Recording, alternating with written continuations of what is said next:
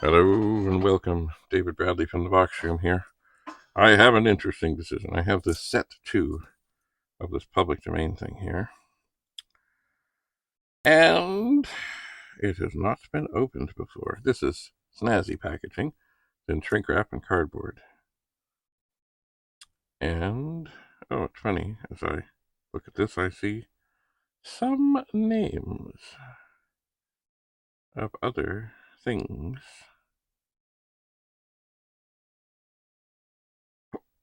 that were on other discs that I looked at. Anyway, this has not been opened. It's kind of split on the side, though. You know what? I'm going to be daring. That means that this disc has been somewhat hermetically sealed, but not really, for probably more than 30 years. Why can't I even get my finger in here to delicately split it? I will take the edge of my glasses and split the shrink wrap, and I will extract the disc. Whoosh. Hermetically sealed, hermetically sealed. This says set 2. I don't know who put these out. There's also always a risk. When loading in a program, you don't know what someone else has done inside the machine that might mean that whatever program doesn't work. I saw something I wanted to try, but what was it? Oh yeah, BACH invention number 8. That's what I wanted to try. File not found. Uh-oh. What's going on here? Now it's loading. Don't give up after one try. Try again. Now, is this... Yeah, no, it's looking steady. Sorta. Kinda. Okay, it's in. Let us run. Speed. 150. Sounds like it would be what the half.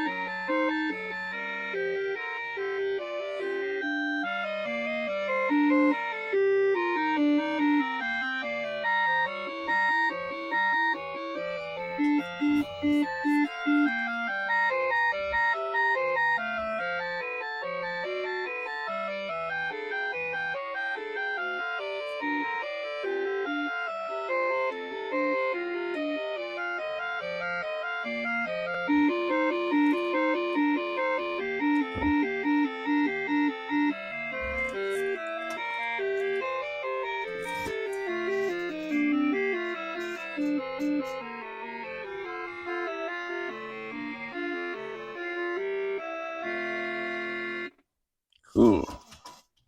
And look, this is Bob U. Chuck. And I bet you we're going to see a whole lot of data. Once again, a basic program. See, one of the things you can do with stuff like this is if you really wanted to have that thing in one of your programs, you can load it in, and then you could do something else if you wanted to have that as the grand thing. I remember in the old days we would look for things like subroutines, routines, things, stuff. Something that seemed... Oh, this seems to be having some trouble. There is trouble. There is trouble. Okay. That did not load. So this disc, which has been hidden away for years and years, is having issues. Alright, well, we're going to open 15, 8, 15, I0, quote, colon, close 15. And it did that. I'm just going to load birth, because it was some birthday thing I wanted to try.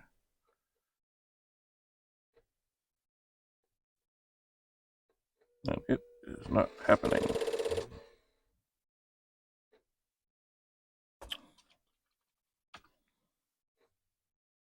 Oops, sorry, we're on the air.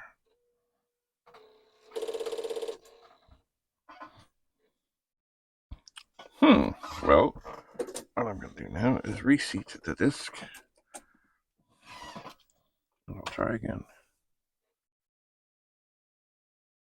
Oh, and now it says it's loading.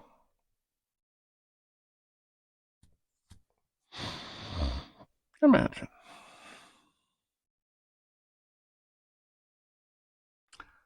Don't necessarily give up on a disk the first try.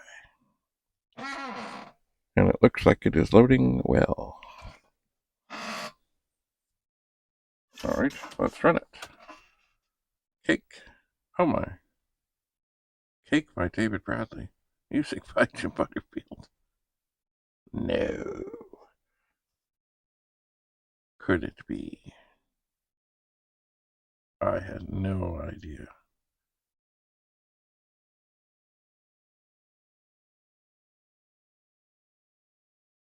Okay, it seems to be setting up. I would like to say that I remember this collaboration, but I don't. Just a bit longer. Sometimes these music things do take a while. Almost done. I hope this cake is impressive.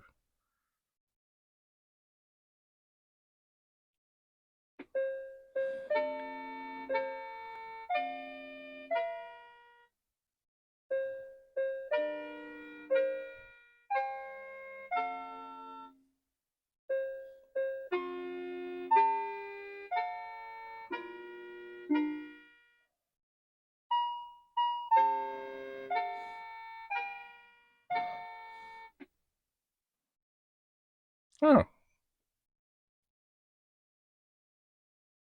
Yeah, that's pretty cool.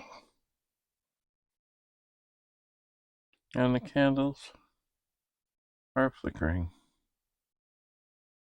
Okay, full disclosure here. I do not remember this at all.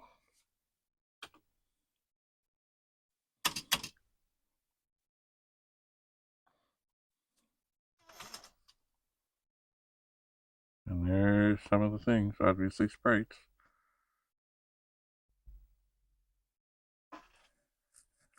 Still on the screen.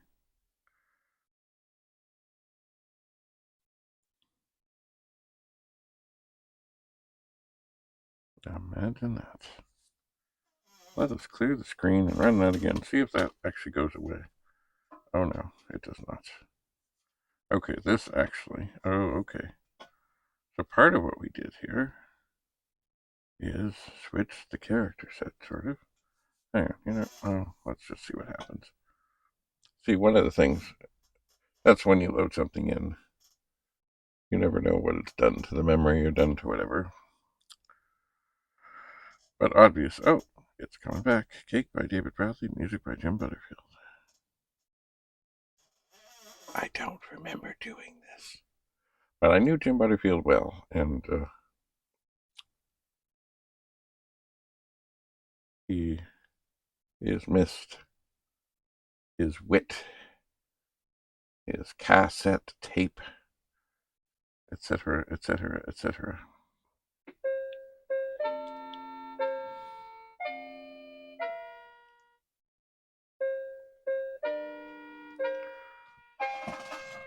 So really, there's probably something that should have been done to get rid of the stuff if it was going to run again.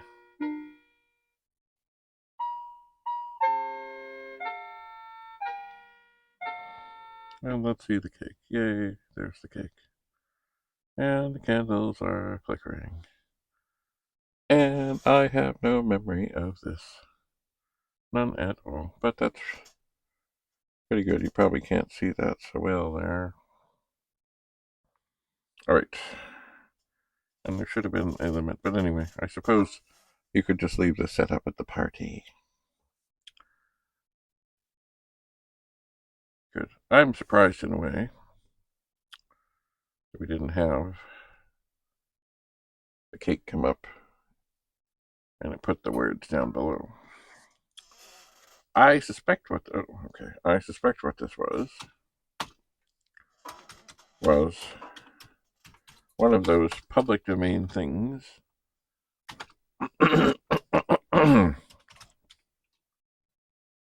where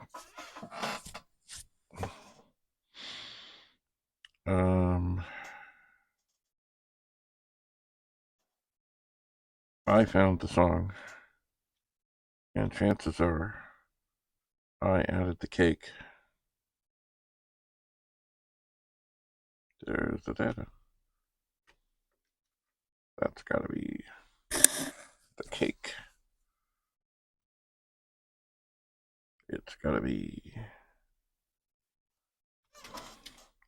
I would think. Anyway, who would have thought that on this wayward disk, which was still sealed, that I would find something that I, in fact, did something on. Yeah, that's gotta be the cake going by.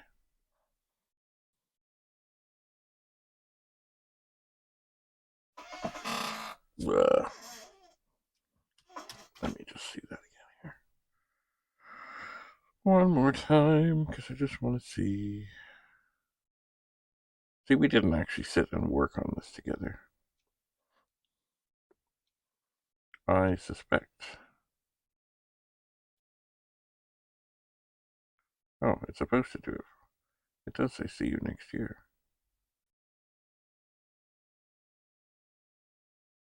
I wonder how long. Okay. So, you know what? This is probably a thing. See, at one point, I got a program called Power 64. And it was magical. You could renumber and do all kinds of things. It was by, I believe it was by Proline and Brad Templeton, and it was magic. So I suspect this is a thing where I found this birthday thing and I said, hey, we could do this better. And so, or not better, but I could put a cake in there. So chances are I somehow made a cake and I merged, I think you could merge programs with Power, and shaboom. Because right now, if I say go to 1890 out of that error, okay. Not exactly. Anyway, quite something. Quite something indeed.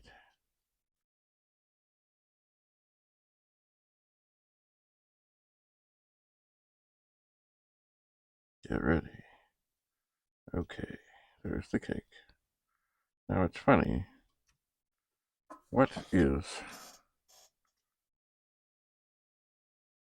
Oh, okay. I'm going to try and run this again. Because I do see there's a way out of it. But I didn't know there was a way out of it. That's the thing about going and looking in programs. You just never know what you'll find.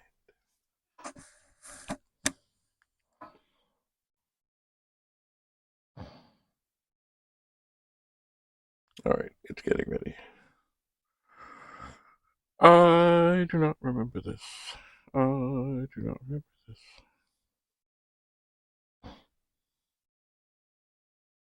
Okay, we're almost there. It's funny, I wonder what drew me to that program. Out of all these on this disk, there's got to be, I don't know, 30 things, or I haven't counted, but I had no clue.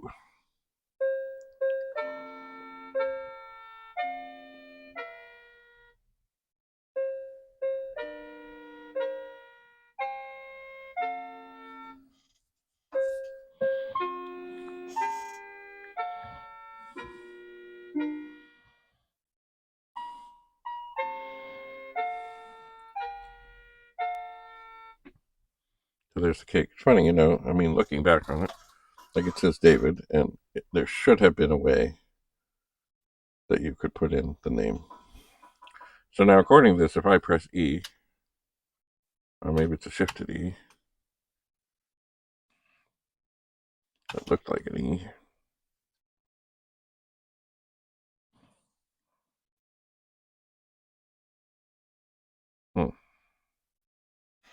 Maybe it's a function key. Oh!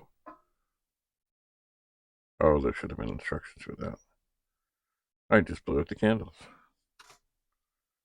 Okay, F1 brings the cake back.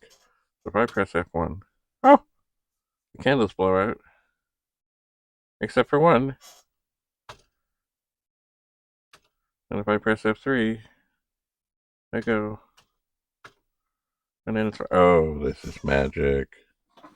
I had no clue.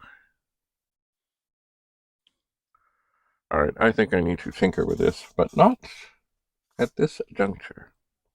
But I will set this disk aside. Because after, almost 40 years, this program needs work. It does. Can you imagine? Like, I think we should have the music playing while the cake is there. But how? There's the candles. And that one on the end, it even got bigger and brighter. So, oh! Something happened. See you next year. See, I knew there was something in there. But, you know what? That should have been... See, right now I know the character set is squirrely. Oh, no, it's not. Well, some of it is.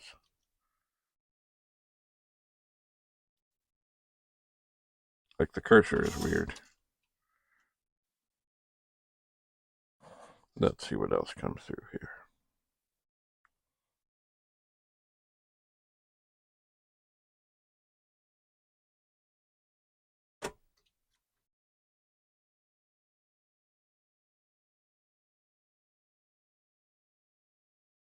Interesting.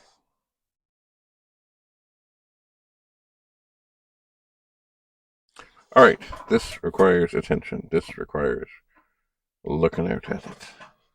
And right now, this requires me to say thanks for coming and seeing this cool thing that I was at least part of way back when.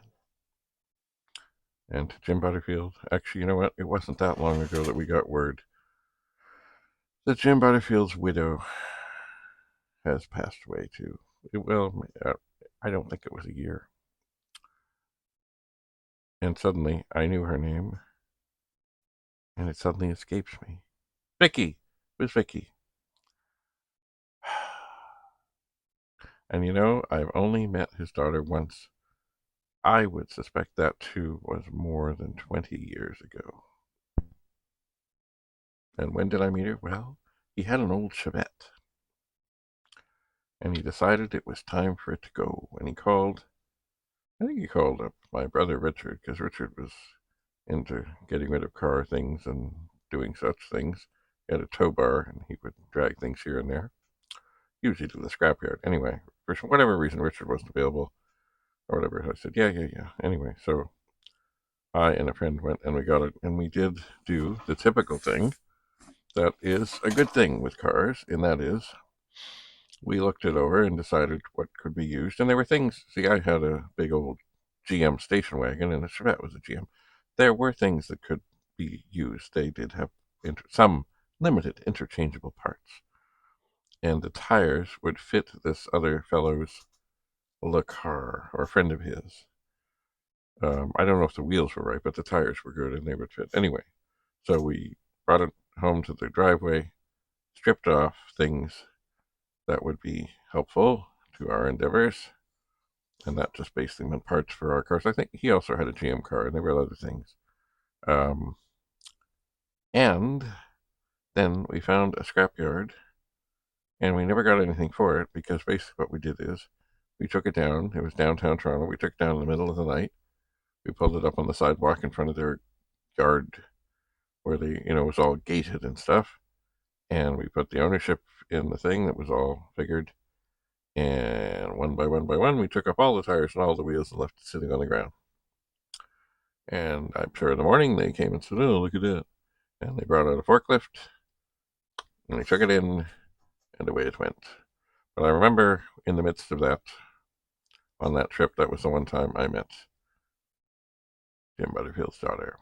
And I remember she hugged the car goodbye. It was touching.